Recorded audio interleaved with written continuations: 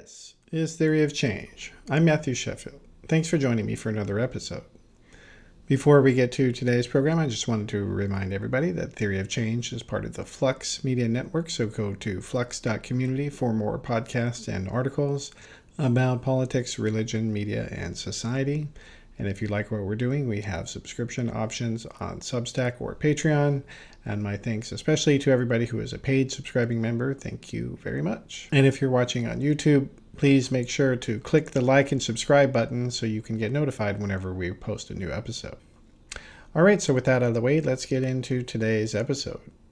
Cancel culture claptrap is a very important message that Republicans send to Americans. Not because they're interested in open debate and free speech, but rather because they're looking to manipulate them for their own ends to achieve their more restrictive agenda in terms of letting companies do whatever they want to workers or customers and rolling back decades of consensus on abortion and same-sex marriage rights. Outside of the United States, right-wing parties have been watching very closely how successful that Republicans have been with pushing this false narrative about cancel culture, and they are applying its lessons to their own countries. Unfortunately, the mainstream media in other countries have not learned anything from the mistakes of American journalists at falling for these deceptions. Will the left in the United States and elsewhere ever be able to effectively counter these manipulations? And are the people at the top even aware of what's going on? I don't know for sure. But we'll be talking about it today with Adrian Daub. He's the author of a new book called The Cancel Culture Panic. And he's also a professor of humanities at Stanford University and the host of several other podcasts. I hope you'll enjoy. And joining me now is Adrian Daub. Welcome to Theory of Change, Adrian. Thank you for having me.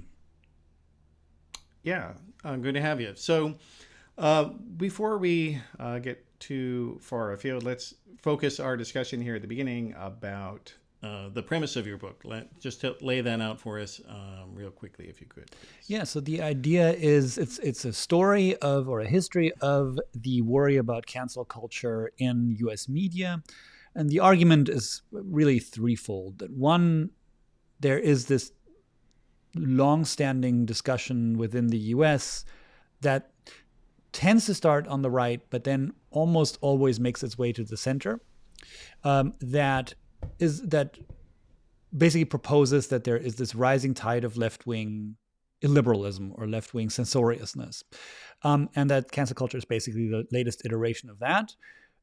My book tries to show with what data we have available that that's very likely overstated. That is to say, that's not to say that there aren't people who have bad things happen to them on college campuses or in media based on what they say. It does mean that the picture, if you look closely, is a lot less obvious and a lot less monolithic than sort of narratives about cancel culture would make it seem. Right? That is to say, when you hear cancel culture, at least until recently, people would think, well, this is from the left, this is from young people, this has to do with online spaces, this has to do with wokeness, right? And that it does exist. But it turns out that that kind of occludes much larger swaths of things that we might call cancellation, but we usually don't. That come from, state legislatures, from Ron DeSantis, what have you, right? So that's the first part of the argument. The second part of the argument is that this debate, really, unlike the earlier panic over political correctness, which it very much resembles, is something that didn't sort of get cooked up in right-wing spaces and then kind of jumped over. This one traveled the opposite way. It from the very beginning appealed to a kind of, some people might say, reactionary centrist or center-right kind of. I call it conservative liberalism. Yeah, conservative liberalism, exactly, right? Like it started in the pages of The Atlantic and the New York Times far more than it did on, Breitbart or Fox News or whatever. And due to that fact, it sort of very quickly made its way across the globe, and mostly as a print phenomenon. That is to say, before it's a story about social media, but it's not a story about social media that traveled through social media. It really is a story about social media that traveled from the New York Times to Le Figaro in France, or to Die Welt in Germany, or to The Times in the UK, right?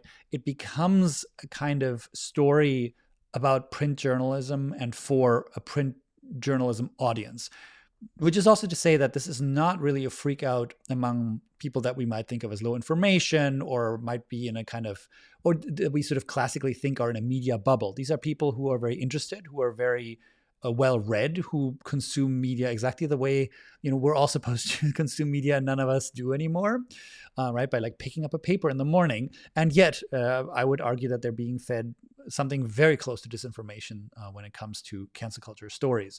And then the third point is that what this really enables is a bunch of breaking down barriers. It's a libertarian story in an age where kind of libertarianism is making common cause with something far more authoritarian.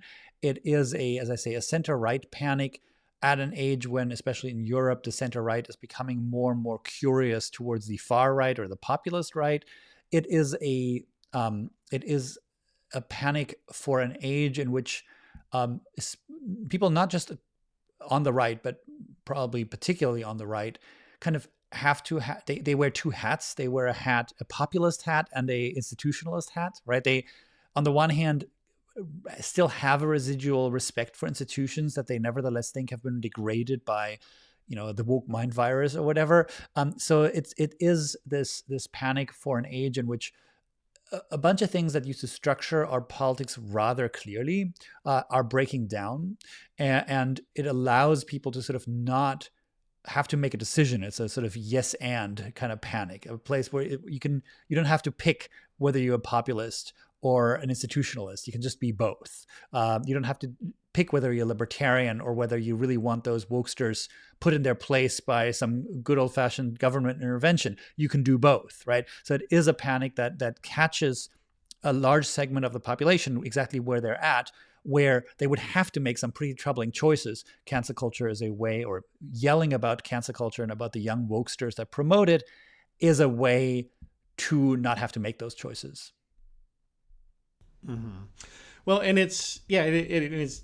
I mean, you could call that a dual choice, but also you could call it hypocrisy. Yeah. And, I mean, that's and that sort of, innate hypocrisy is, it is endemic ultimately to reactionary thought, because reactionary thought isn't full thinking. It is an epistemology, a self-centered epistemology in which things are right. To quote a less famous quote from Stephen Colbert's character, that things are true because I believe them, and that was what he meant in the context of truthiness. Like it's deeply ironic and unfortunate that he was absolutely correctly describing what you're talking about here, and people on the left just thought it was a joke. Yeah, but he was like seriously describing the problem that we were up against, and nobody paid attention. Other than to think it was funny. I think that's right. I think that there is. I know that in your work you think a lot about sort of the what you call the dual fundamentalisms of politics and faith, and I think that in some way cancel culture or the worry about cancel culture fits into that really nicely. It's sort of the latest attempt to feign dynamism where there is none, right? There's this language game always proposes there's this conservative position that's not being allowed expression, and not expressing it is sort of hampering, the progress of science, of free inquiry, et cetera, et cetera. But if you drill down, the conservative position really hasn't changed, right? The ever-evolving specter of the censorious left is sort of the correlate of the things you're supposedly no longer able to say, but that are really never changing, right? That basically the newness of the threat is supposed to lend novelty to ideas that, if you drill down, were the same in 1995 or 1985 even, right? Like, I was censored for saying the thing I wanted to say. What is the thing you wanted to say? Oh, it's basically the bell curve. And you're like, okay, wow, we're still doing this. Have you gotten new material, right? Like, it is a way to rejuvenate material that is on the verge of going stale. Well, it is, yeah, and it's like, but it is the only way that they can have their ideas even discussed at all, because, I mean, that's is the kind of root cause of this rhetorical technique is that they, and I can say this as a former religious conservative and a former secular conservative myself, that, deep down, all of them know that their ideas are insupportable. They know that what they believe is not true. They know that that they have no proof that the Earth was created in 6,000 years. They know that while they feel like that women are dumber than men, they know that they don't really have any proof of that. And and they know that when they make panics about transgender people, they know that there are basically no transgender athletes in the world. The number of people affected by a trans athlete, in their locker room is probably less than 100. Right. In the entire United States. Yeah. They know that that's true, but it's just, this is like, it is the ultimate kind of quota thinking. Like, that's the deep irony of their posture, is they want affirmative action for themselves. Yeah, exactly. Essentially, what they're arguing is that we can't prove our ideas are true, so we're going to make them true politically. Yeah.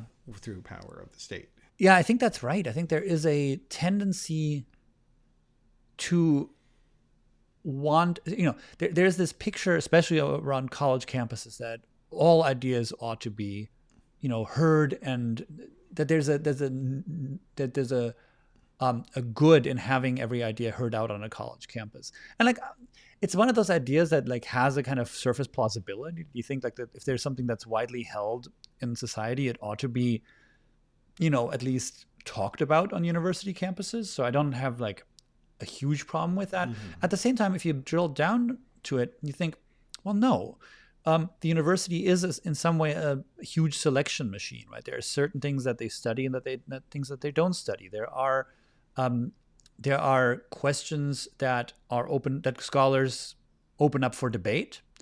And then that you and I, when we're not in that field, might think like, this is crazy. Why are they debating this? What are strings? I'm sorry.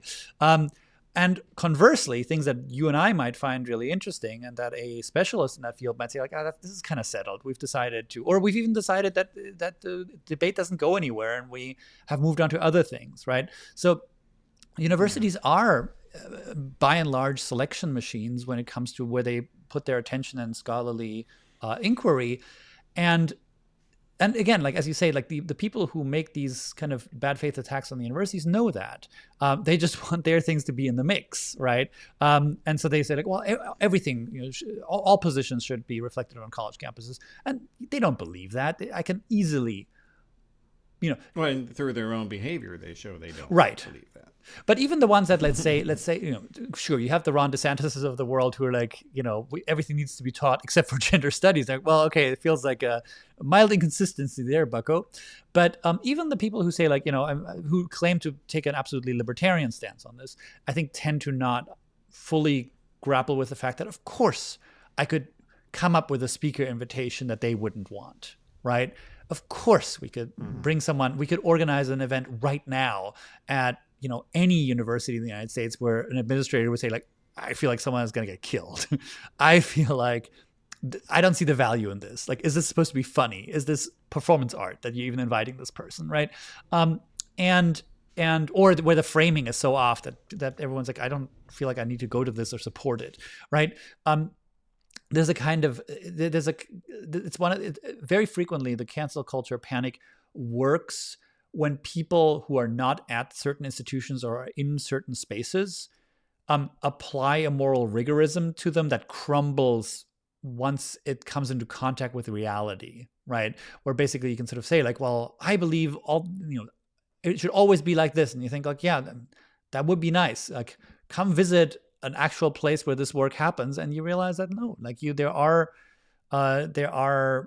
trade-offs with all these things. These are both universities and there are small communities, right? Like there are there are different stakeholders and their interests to be weighed against each other. Like there's a kind of zero gravity element to a lot of these debates around quote unquote cancel culture, where there's really no interest in kind of the world and the institutions that we're all operating. And that's what I meant when I said that it has this anti-institutional edge. Mm-hmm. But then when you scratch below the surface, even there, it very often there is a deep institutionalism, right? Deep fascination with established hierarchies behind a lot of it, right? Think about the Claudine Gay fracas at Harvard, where basically everyone decided that they suddenly cared a lot about plagiarism, right? Who had like never thought about academic plagiarism, and all the academics were like, this is very complicated, actually. Probably shouldn't have done it, but it's pretty complicated. But of course, all these people were like ultimately extremely credulous against like what Harvard is supposed to mean, right? So there is this kind of like disrespect for institutions as they are currently constituted, but then a deep and often almost childlike faith in what a university should be, right? The fact that it is a bunch of individuals who are very smart and socially not very smart, muddling through, and a bunch of administrators who used to be chemistry professors like 3 years ago, maybe not being like massively good at their jobs at all times. Like that's the part that people are allergic to, the fact that institutions are run by people, for people, and that they're messy, noisy, and discordant entities. Yeah. Well, and it's also this critique, it doesn't understand, the origins of the idea of free speech. That free speech was promoted as a principle, not in and of itself, but for the consequences that it produced. Right. So, in other words, so there was no there's never been a jurisprudence of, well, we need to have slander as free speech. That if I can't say 24/7 on Twitter that Donald Trump murders children in a pizza shop, if I can't say that, then there's no free speech in America. Like or whatever it might happen. Like that's the thing. None of these people, they never want to apply their rules to themselves. Like let's say a Jonathan Haidt. Should somebody have their free speech to say that Jonathan Haidt rapes children, and that they want to dedicate their life to promoting that principle and that idea? Should that be given free speech? And what if it's not? Have we lost America forever if I can't say that Jonathan Haidt rapes babies? Of course not, because it's not true. Right. And in the same way that expecting there's no difference from telling like these speakers that the right wing sets up, they're not there to actually promote inquiry, as you were saying, to discuss ideas, to have a real legitimate debate. No, what they're there is to troll and to deliberately offend. And as you said, there's any number of speakers. You could hire any number of Marxist radicals out there that would say, we should burn this whole university to the ground. This is an oppression, and all the administrators should be killed. That's not the point of what these discussions are. But there's this just, I don't know. I mean, why do you think people seem to be so completely unable to know what the history of why we have free speech? Well, because over the last 40 years, I mean, there's really a multi-stage history here. Now, maybe it makes sense to go backwards rather than forwards, right? Over the last 40 years, we've had this specific attention paid to university campuses, basically claiming that the First Amendment is imperiled on them. And very frequently this involved questions about minority populations as the subject of opinions, right? So this is where your somewhat drastic Jonathan Haidt example is kind of apropos, because someone comes on a college campus and says Leah Thomas should not be allowed in locker rooms. That person is basically saying Leah Thomas is at least potentially a rapist, right? Like that is slander ultimately. But we've been taught for 40 years that this is actually speech that we have to live with, et cetera, right? And it often is about Black people about Mexicans, about trans people, about gay people, right? Like as subjects of conversation, not as the subjects of speech themselves, right? They're the objects that we talk about. Oh, not as non-participants. Yeah, as non-participants, exactly. Subjects, rather. And right, and like there are all these interesting sort of surveys where people get asked like, how free do you feel you're allowed to, like, how free do you feel you're able to speak about homosexuality at work, right? And they never ask like, also, are you gay, right? Like that feels like those are two separate kinds of censorship. One is self-censorship, one is self-censorship around someone else's identity, but they're clearly only interested in the latter, not in the former, right? So that's been going on for quite some time. But what's been going on even longer, of course, is this selective focus on how speakers are treated on college campuses, right? These kind of weirder anecdotes where, like, this speaker was shouted at Dartmouth in 1987, and now there's someone being shouted at Harvard in 2004, and then it's a conservative judge at Stanford in 2022, right? There's a huge infrastructure from mostly right-wing foundations that really distribute these, make sure that, like, if two dreadlock wearing kids in Che Guevara t-shirts like disrupt the speaker, like, you're gonna hear about it. It's gonna be somewhere. It may not make it to the Times, but it's gonna make it onto a Campus Watch or Campus Report or something or other, right? Mm-hmm. And if you're lucky, maybe it'll make it even into the Wall Street Journal. So that has been that's existed for quite some time. These foundations some of them were started during World War II, but I think the real infrastructure sort of came in the 60s and 70s. And then what's also been going on is this focus on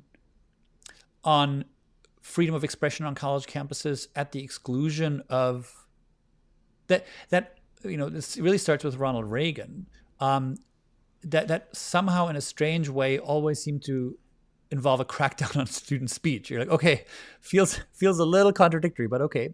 But what I mean by that is, right, the 1960s has two things happening. There's student activism, great student activism, and there is a question about how universities are going to respond to that. And it also brings in the end of in loco parentis, right? The idea that students are the charges of universities, and universities have to some extent parental rights over their students.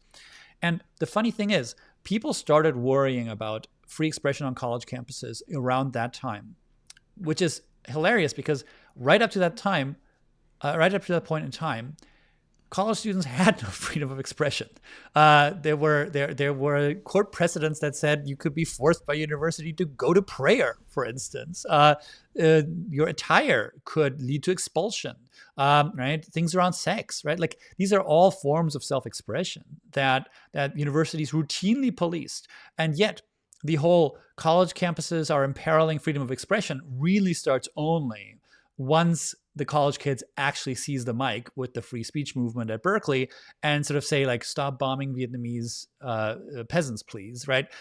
It's a long kind of switcheroo that's been pulled on us, but it's a switcheroo nonetheless. It directs attention. It creates these fables that give us a sense of, like, when campus speech matters and when it really doesn't, when it maybe is actually smarter to crack down on it. Yeah, no, and they certainly do, as we've said, are enjoying cracking down on campus speech quite a bit. But yeah, just to step back maybe a little bit, what you were saying about that center right parties in Europe are becoming increasingly curious and interested in authoritarian right-wing parties. That is kind of the story of the Republican Party in the United States. Like, this is when it played out here first, and obviously, one person who kind of was the most pivotal in getting this started was William F. Buckley Jr. With his book God and Man at Yale, and it is an absolutely loathsome book, and I encourage everybody to read it. Actually, like, if you think, like, it is deeply unfortunate how there is a number of left-wing intellectuals who think that Buckley was some sort of patron saint that has been thrown into the mud by the Trumpers, and have no idea of who this man actually was. Yeah. But you do talk about him quite a bit. Yeah, I do. I mean, and I have to say that there are some Buckley texts that I can read with some profit, if not pleasure. But God and Man at Yale is not one of them. My Lord, it is a bad book. But It's just tattletaling. Yeah. But it has, but in some way it models, I think, this is why I started with it. I mean, there are some earlier examples of this kind of genre, but he is so granular, and he has this myopia, right? Like, he's clearly just going through like courses he took and fights he picked while at Yale, and you think, Bill, I don't know, like, what does it mean for my weekend? Do we need to do this? I'm sorry you had a hard time at Yale. I'm not even sure you did, but like, it feels like you just kind of making it my problem now.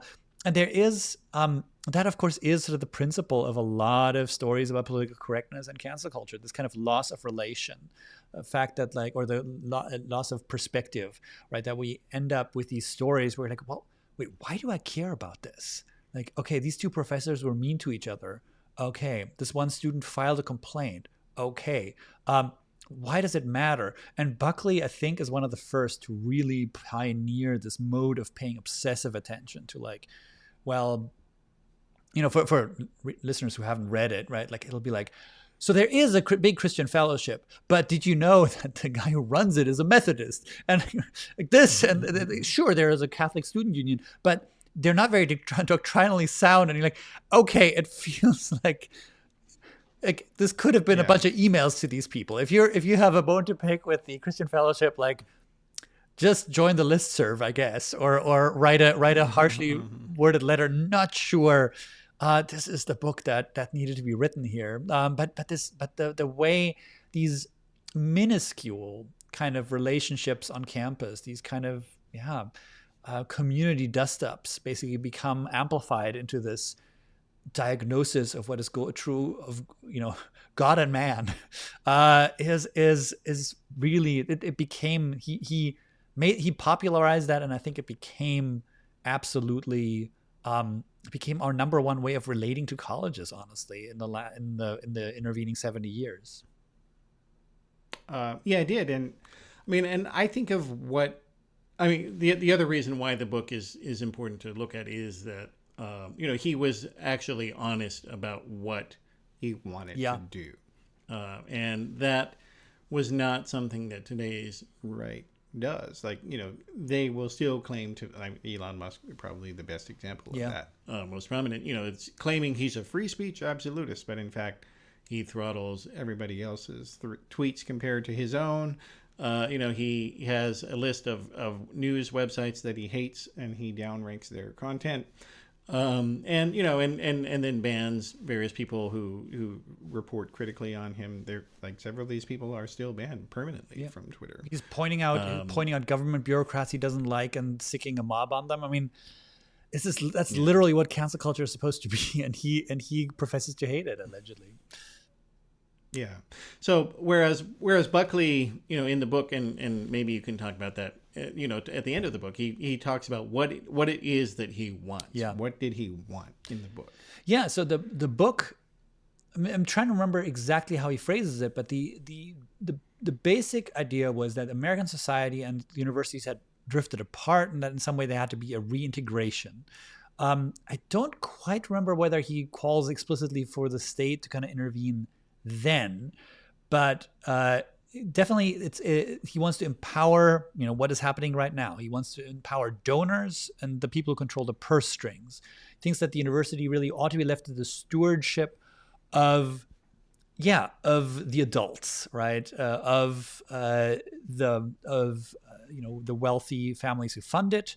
I'm guessing that also means it might mean state legislatures. We don't know, because he's only talking about Yale, which didn't get that much federal funding back then. So, but it is the people with the money are supposed to control what an education is. Yeah, he tells the donors, if they won't give you that control, then you should not give them any money. Yeah, like, you should cancel Yale University. Like that's essentially what the point of the book is. Yeah. And but at the same time, this idea is deeply. It is deeply appealing to this kind of shallow, unphilosophical liberalism, because in a way, saying, well, all voices should be heard, even ones that you disagree with. Like it fits into this, dollar store Voltaire that pretty much every journalist imagines themselves to be. Although I guess they would omit the dollar store part. But like it fits into that self-concept, but ultimately what it is a hack of their epistemology, I think, and they can't even see it. That's a really good point. There is right, doesn't Corey Robin in that book, The Reactionary Mind, make the point that like a lot of these reactionary movements they use a lot, they use the tools of liberation against liberation, basically, I think I forget how he puts it, but the idea that, they're using the tools fought for by student activists, for instance, in the 60s, in order to roll back the advances of student activists in the 60s, basically. It's using the logic, kind of insurgent logic of people who have been disenfranchised in universities, in the media, in society, against people who've been traditionally disenfranchised in those places, right? Which also, this is another big part of the cancel culture panic and this PC panic before it, which always involves positioning them as dominant, right? Like the idea that wokesters now control the university, right? Like you can't be a man anymore on the university campus. You can't be straight on the university campus. You can't be white on university campuses. It's all dominated by, right? And this is another thing that Buckley, I think, prefigured for us that's maybe a little hard to even notice, is that there's a bunch of sort of overlapping pars pro totos, right? Like where you take the part for the whole, right? A lot of campus freak out texts, whether they're books or articles or whatever, focus on a tiny sliver of the curriculum, right? Historically, this has been history courses or English classes, maybe not even much more than that. Today, it'll be like African American studies, gender studies, but also probably still English. Maybe there's a French person in there somewhere, because that's always sus. And then likewise, it takes the humanities to stand in for the entire university, right? Right, and they'll talk about sort of like endlessly about the ideological blinders of kind of humanities departments, and I'm like, well, we have a business school right here. I kind of feel like they have a couple of ideological priors too. Like no hate, but like it feels like they're, if you're like, I don't think capitalism is the way, you guys. I think you're gonna have a hard time getting hired by any business school in the country. Sounds to me like there's a little bit of activism going on there too, but like that's not what they yell about. They yell about the women's studies prof who goes on about the patriarchy. Then it's a focus on, as with Buckley, on our elite institutions, right? The same period that saw this kind of development of the campus freakout discourse also saw, of course, a massive expansion of our state institutions, of our of community colleges, of private colleges, et cetera, and yet we still focus on sort of like the Ivy plus when it comes to any of these issues, right? And then we're completely blind and often do not honestly give a collective crap at all about when things happen to these very, very important state university systems that educate much larger swaths of the population than your Yale, Princeton, Harvard, or Stanford, right? So this is another thing that I think that Buckley really pioneered for us, that like, it's not just that we have to pay attention to like small shit that happens at universities, it's that we have to pay attention to small shit that happens at a very select number of universities and then pretend that that is the university, right? We have to yell about a course that a queer theorist at Duke is teaching in 1991 and act like that represents the university, as though the most common university course in 1991 was probably Chem 101 or Intro to Psych or, astronomy for jocks or whatever it is. Like, these courses that have way more impact, right? At Stanford, the top 10 courses there are no humanities courses in the top 10 enrolled courses, as far as I know, right?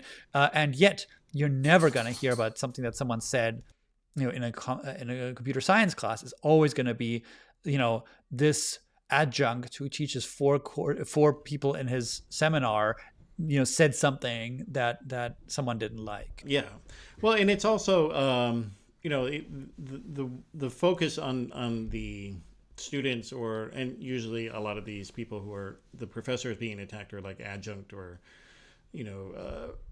instructors, so they don't have tenure as well. But it's to displace attention from actual hierarchies and actual power wielders. Like that's, to go back to what you were saying about this, distinction of trying to be populist, but also be elitist at the same time. A college student complaining about, some course that they don't like or a grade they didn't like, was organizing 5 or 6 other people with them, to yell at a speaker or whatever. Those students have no power on the campus and certainly have no power in the society. And, when you compare them to, let's say, the president of the United States or the world's richest person, like those people have nothing in comparison to what Elon Musk or Donald Trump or any of these other people have. Yeah. And I mean, think also of these kind of language games that have been with us for quite some time. I mean, it used to be the gay agenda, and that now is the trans lobby, right? That are just basically these locutions people use to impute power where none exists, right? The trans lobby put you up to this. Are you kidding me with this? Yeah. They and what army, right? Would that it were so that there was a robust trans lobby in this country. There isn't, right? The gay agenda was basically code for, gays are trying to recruit our kids, but it was a thing you could utter, and what it did was it suggested that people that over whom you were at that moment lording power were actually had their boot on your neck, right? You didn't get to say the thing that you then said repeatedly and that a whole political party in this country agreed with you on, but you got to feel like the oppressed minority for a second, right? Since the 1990s, there's been this kind of shibboleth of or this kind of meme of, these days, it's harder to come out as Republican on university campuses than it is to come out as gay, right? I remember going back in my research, a lot of my book is archivally based. I found these things from 1984 and 5. I'm like, I'm gonna go ahead and disagree with you there. Feels like coming out as the party currently controlling all 3 branches of government might be slightly easier to align with them than a minority that's currently dying, in a plague that the government can't even bother to acknowledge, right?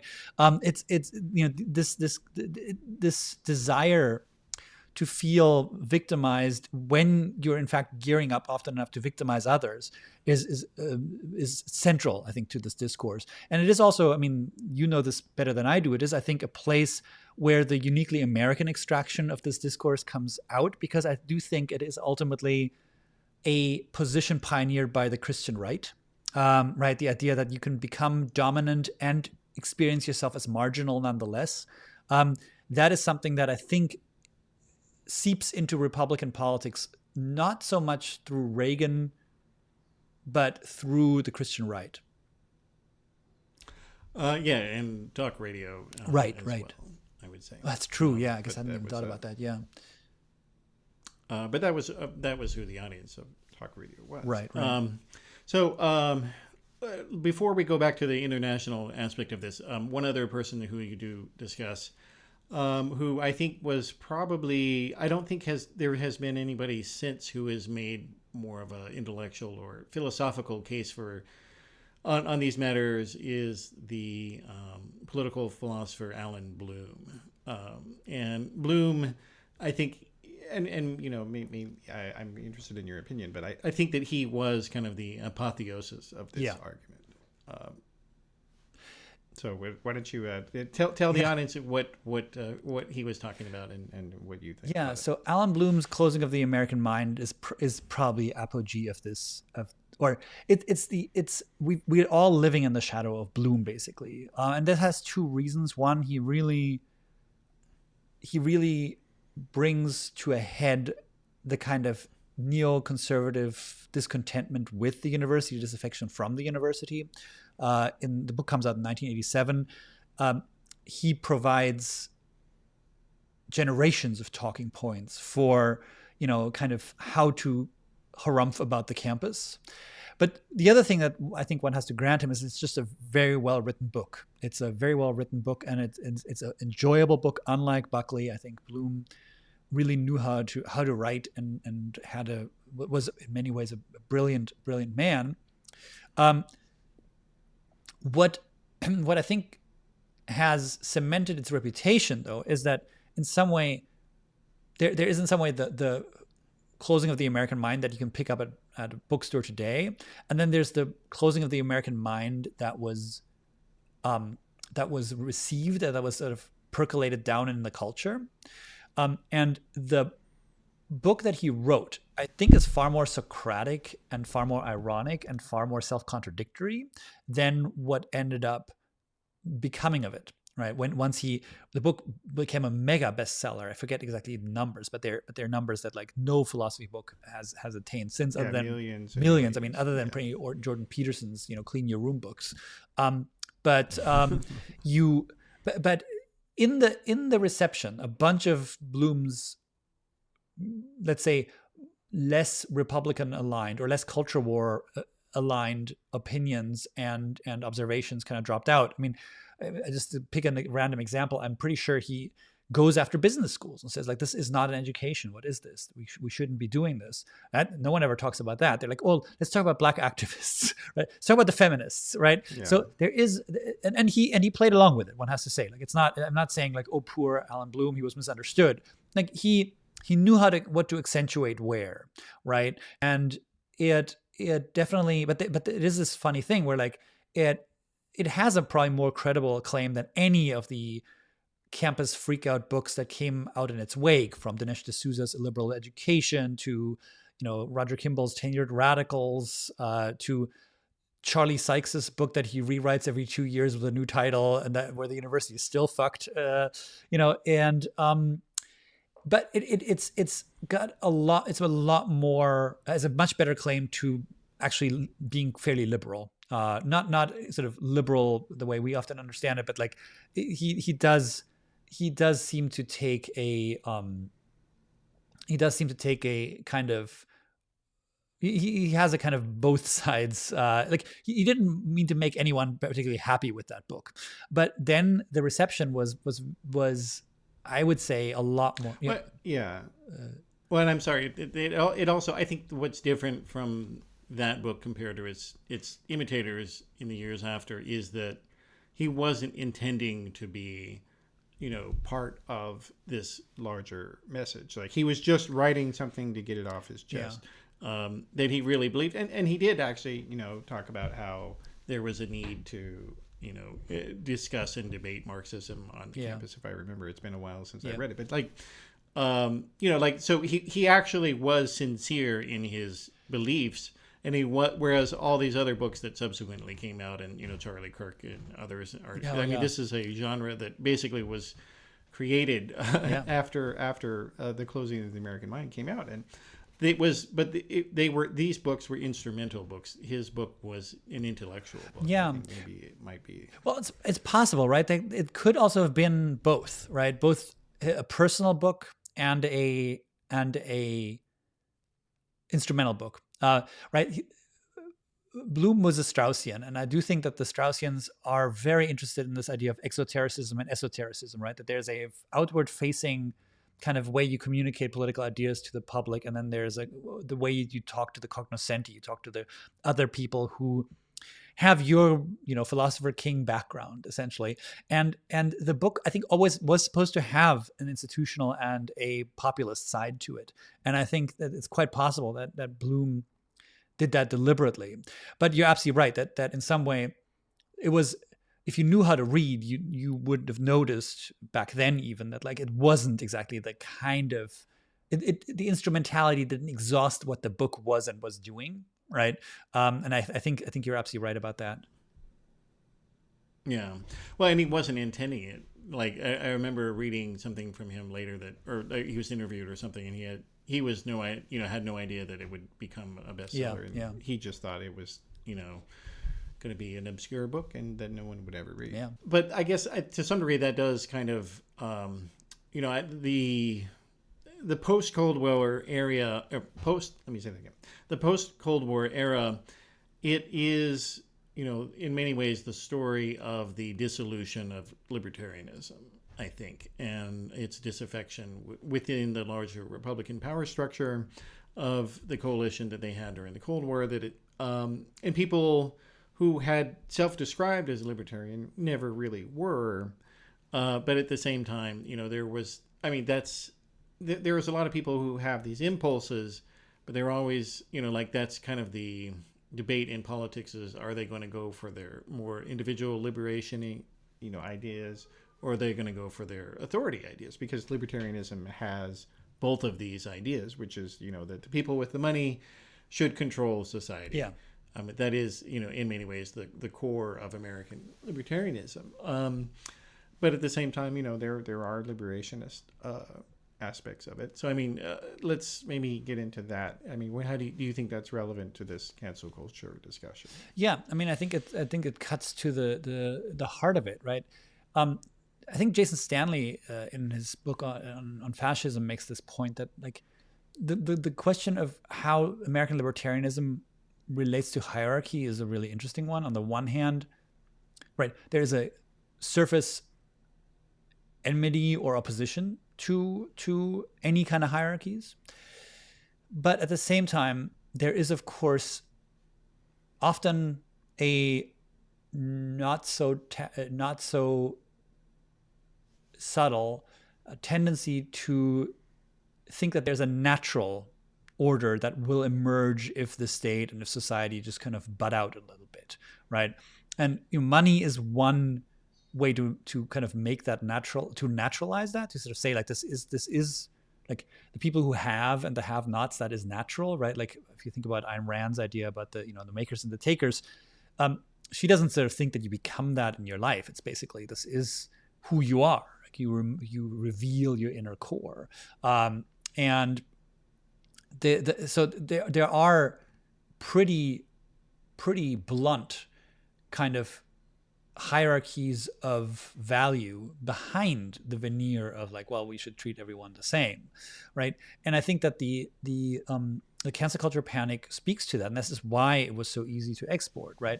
On the one hand, it's saying our universities are hopelessly woke, our armed forces are no longer good, our corporations have been captured by DEI, our politics has been poisoned by left-wing neo-pronouns, whatever, like Kamala is for they them, Trump is for you kind of thing. But if you look closely, of course, cancel culture stories are not, as you say, usually about contingent faculty members. They're not usually about the freelancer who doesn't get asked to write again after a piece he wrote pissed off the wrong people. No, it's about people at the top of hierarchies. You have to have, in order to be a good tragic cancel story, you have to start at a certain level. You have to be at a certain height in your own career in order to then fall from that. Meaning, ultimately, these are fables about how people with power and attention deserve power and attention, right? They tend to kind of suppose that there is a natural hierarchy in our workplaces, in our society, at our universities, that wokeness, identity politics, DEI, etc., seek to distort, right? So it's a very funny thing. Meritocracy. Yeah, exactly, right? There is a funny way in which, if you scratch just a little bit, you notice below the surface of these cancel stories that appear to be all about, well, everyone should just have the same fair shot.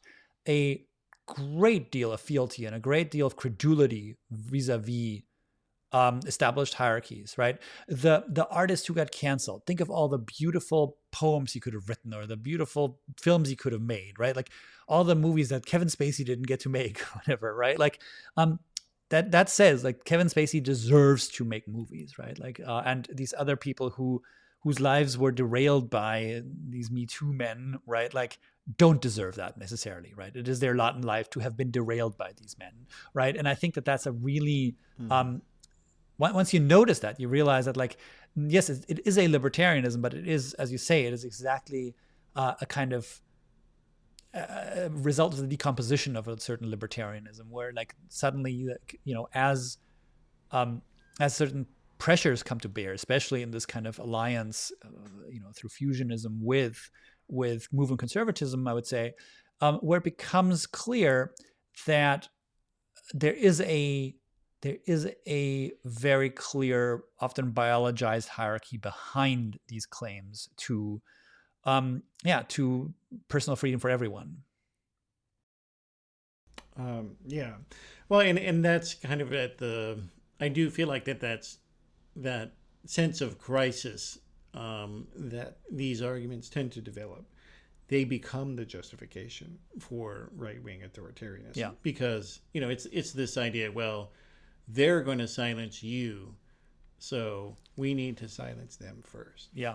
No, exactly. I mean, that's the interesting thing. If you look at these books, we've been saying, like, there's this genre of book where we can go back to Buckley, but really it starts with Bloom until sort of, like, there are books that have come out since my book came out that I had to order from Amazon because they're relevant to this topic. And they fall into two camps. There are those that describe actually, there's the type that Buckley writes, right, which says, as you say, like, cancel Yale, right, just flat out. And then there are these books that basically say, like, there's a new McCarthyism coming from the left. It's like Stalinism. It's like Nazi Germany. It's et cetera, et cetera, et cetera. And then at the end, they're like, here are my prescriptions. And they're like, hire a few more conservatives. Like, don't be so mean online. And you're like, I'm sorry. Kind of feels like, if you genuinely believe your premise that this is a new Stalinism, then you're not telling me all your prescriptions, because surely hire 2 more conservatives on the faculty can't be it, right? Like, sure, you also want a job for yourself, fair play to you, but that cannot be all, right? And then what you always get is someone like Ron DeSantis saying, like, well, obviously what we need to do is crack down on college campuses. And then you often have the same author saying, well, that's not what I was saying at all. It's like, well, no, but, like, if you're saying that it's this kind of a crisis, right, this bad, like Stalinism, right, like, surely you think that some kind of repressive measures are justified in order to prevent it, right? Yeah, these people are going to make a dictatorship.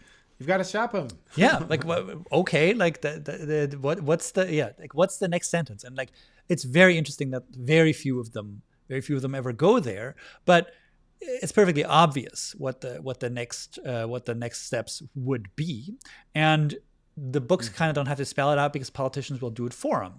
Because especially, I think, after Reagan is sort of still on the Buckley line. I feel like Reagan certainly as governor, especially. Yeah, but he perfected, even as president, I think, perfected the art of expressing moral disapproval by just taking money away from you, right? Like, by starving you, right? Basically, government cuts are a form of saying who we value in our society and who we don't.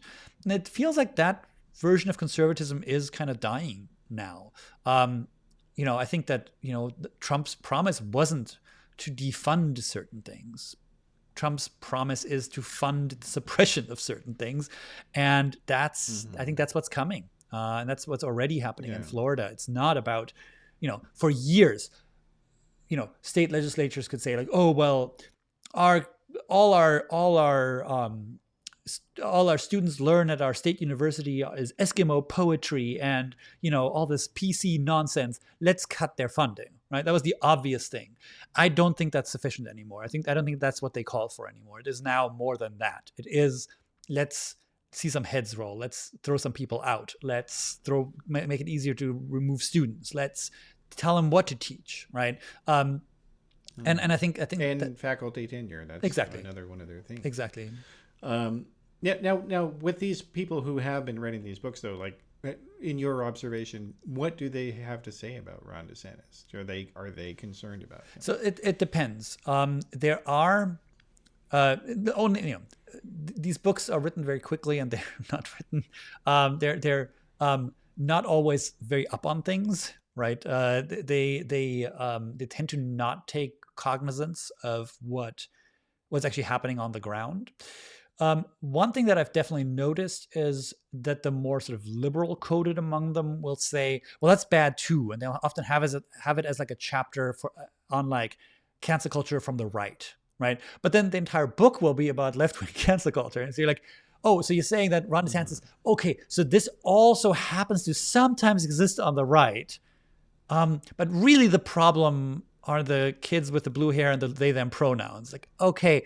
Feels like that's still quite distortive. So you do get that. And then you get people, I would say, like Chris Rufo, who very clearly are leading it. Are leading this and are pushing it, right? So I think there is a bit of a split, but I think I have yet to see someone genuinely grapple with the fact that they might well have made this happen, might have allowed this to happen, might have promoted the talking points that people like Ron DeSantis can now use to basically synchronize education in the state of Florida. No, and maybe let's end here with that. I'm just, in my observation from outside the academy, it seems like that almost nobody in there is aware of what's coming for them, and they think that, well, if I just keep my head down and focus on my work, then I'll be fine. And they have no idea that, there is nothing that you can do that will make them not come for you unless you're completely on their program. Like, unless you agree with them, they will come for you. Yeah. And I think a lot of faculty and administrators, they think that these right-wing reactionary radicals can be mollified somehow. Right. It's this, and it is exactly the logic of these moral panics, right? That people think, oh, gee, if only our students hadn't said that slogan, if only that teacher hadn't said that, right? It's like, no, there are millions of college teachers in the United States. There are tens of millions of college students in the United States. Someone's going to say something that they don't like, right? After the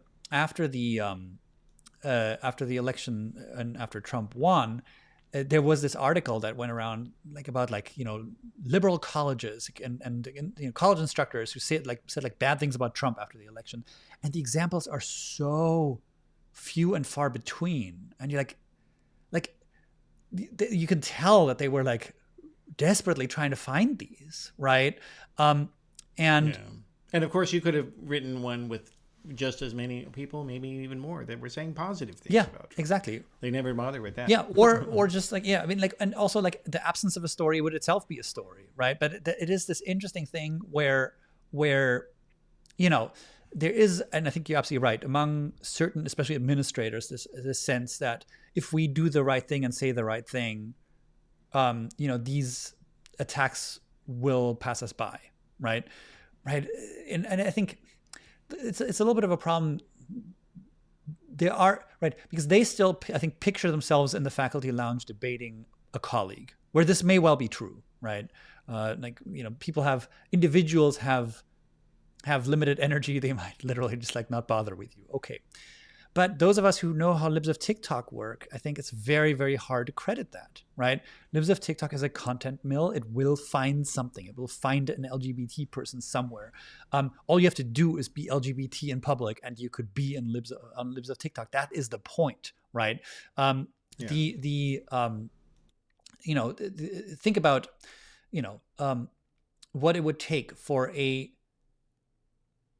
forget a university, say a department, for a department to be able to exert control over and make sure that no one says anything untoward in all your classes, all the invited speakers who have, by the way, free speech, very important, right? At faculty meetings, at this, at that, right? Without anyone ever pushing that out to an interested party. It's fantastical, right? my own attitude to this is, if they want to find it, they'll find it. Say what you're gonna say, and hope, cross your fingers and hope it doesn't happen. But like, it is not. It is deliberately not something that is dependent on left-wing excesses. It creates the perception of left-wing excess, whether it exists or not. It's not to say that there aren't ever left-wing excesses, but this machine works whether there are or not. All our keffiyeh wearing blue-haired students can hide in their dorms for 2 months. We're still going to get stories, right? Like, they're going to find these. Yeah, you will. And even Weinstein, his exit, tale of why he quit as a professor at Evergreen State in Oregon. The story that people were told about it was a lie. Yeah. Like, the students did not do anything against him. They were protesting a racist incident on the campus. It was nothing to do with him. Yeah. But that was not what you were told. Yeah. And so, your point is exactly right about this. And, faculty and administrators need to understand, you are facing a movement that wants the university to not exist. Yeah. Or not in the shape that it does right now. Exactly. Yeah. Yeah. They want it to be a religious propaganda mill. And all you can, just look at what they're doing in, Oklahoma with forcing the Bible in the classroom, or Louisiana forcing the 10 Commandments, even on the college, like, they're going to mandate the 10 Commandments in university classrooms in every state university in Louisiana. Yeah. This is what you're up against. And if you can't stand up for yourself, well, why are you there? Yeah. Yeah. Well, all right. I hope people will get up, with that. And, and part of that is going to be reading your book, Adrian, hopefully. Yes. I really hope so. For people do. Yeah. And write to me if you agree, disagree. I'm always happy to have examples that you didn't see in there, have questions. I'd love to hear from you. Okay, awesome. And so for people who want to keep up with your things that you're doing, tell us your social media handles and other podcasts. Yeah, so I'm mostly off Twitter now, or X. I'm on Blue Sky at Adrian Daub whatever it is, like bluesky.social or whatever it's called. But yeah, you'll be able to find me. I'm under my own name with a picture of me. I also have a Substack, although currently I'm on a kick writing about cars rather than about politics. This was my attempt to not go crazy over in the fall of 2024. And then please check out my podcasts, especially Embedded with the Right. I think it's going to be very, very salient and very relevant to listeners of this podcast, which I host with Maura Donegan, and where we very much hope to have you on soon, Matt. I think it's a wonderful, it's a difficult time, but it's also a wonderful time for people like us doing this kind of work, because it really feels like people are becoming sensitized, and people are becoming savvy to a lot of these dynamics that during the Biden years so far have been a little bit slumbering, or because of being consigned to marginality. And I think it's been in a very dark time. It's been a real lifeline to have the podcast, have the Patreon, have our Discord, and just be able to talk with other people and be like, am I crazy for thinking that? And then they're like, no, that's definitely there. I really hope that people can connect with me on those channels. All right, so that is the program for today. I appreciate everybody joining us for the discussion, and you can always get more if you go to theoryofchange.show, where you can get the video, audio, and transcript of all the episodes. And my thanks to everybody who is supporting us on Patreon or on Substack. We also do have free subscriptions as well, if you can't afford to help out at this time. And if you're watching on YouTube, please make sure to click the like and subscribe button so you can get notified whenever we post a new episode. And I'll see you next time.